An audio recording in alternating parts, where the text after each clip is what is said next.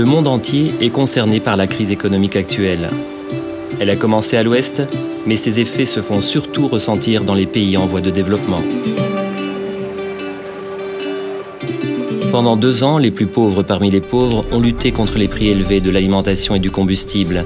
Cette seconde crise les frappe alors qu'ils sont à terre. Ils ont déjà épuisé toutes leurs maigres économies pour acheter de quoi se nourrir. Ils ont déjà rogné sur la santé et l'éducation. Et les envois d'argent de leurs proches partis travailler à l'étranger ont diminué, tandis qu'augmentait le taux de chômage dans le monde. Résultat, pour la première fois, le nombre de personnes qui ont faim dans le monde a dépassé la barre symbolique du milliard. L'insécurité alimentaire qui touche une trentaine de pays est suffisamment sérieuse pour justifier une aide d'urgence.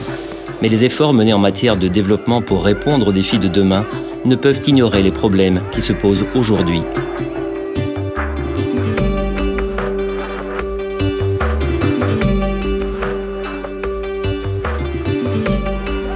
En République islamique d'Afghanistan, pays ravagé par des années de catastrophes naturelles et de conflits, l'insécurité alimentaire et la pauvreté sont à des niveaux extrêmement élevés.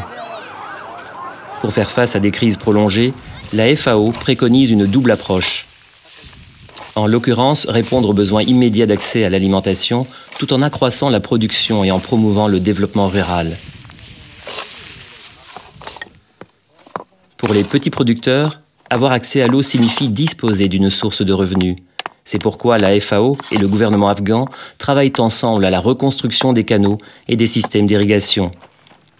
Cela permet d'améliorer les rendements agricoles et garantit aux communautés locales une eau propre et potable.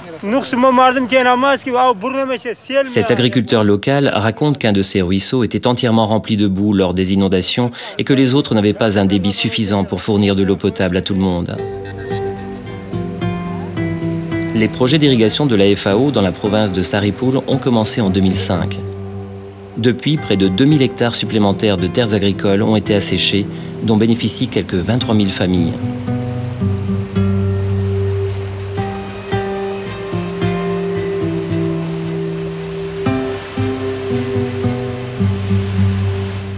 En Afghanistan, le blé est l'aliment de base.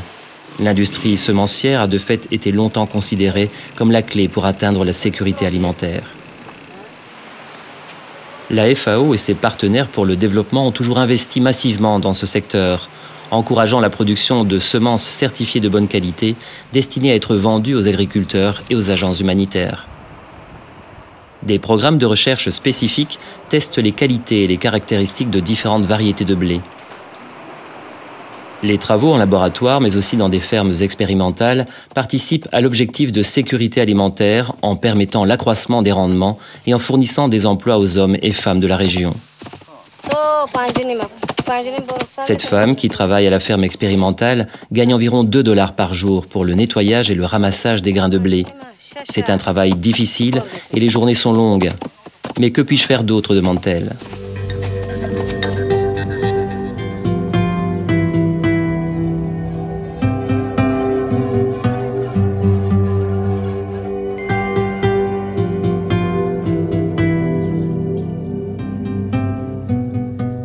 Ici, dans le village de Shirabad, presque tous dépendent des animaux comme aliments, comme bêtes de trait ou source de revenus.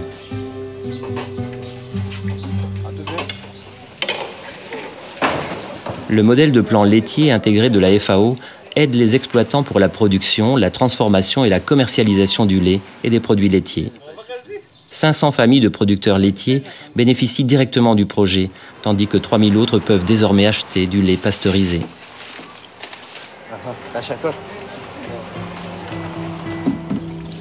Chaque province fait face à des défis différents. Mais ici, dans la province relativement paisible de Mazar, dans le nord-ouest de l'Afghanistan, l'amélioration de l'approvisionnement en eau, en semences et de l'état des réserves de vivres, à laquelle s'ajoute une industrie laitière prospère, constitue un filet de sécurité et améliore la résistance de cette population vulnérable.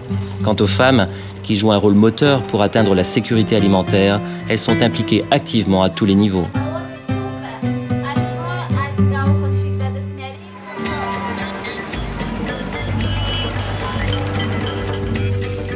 En Afghanistan et dans tous les pays en voie de développement, investir sur le long terme est la seule manière de protéger le secteur agricole du choc que ne manqueront pas de provoquer les prochaines crises.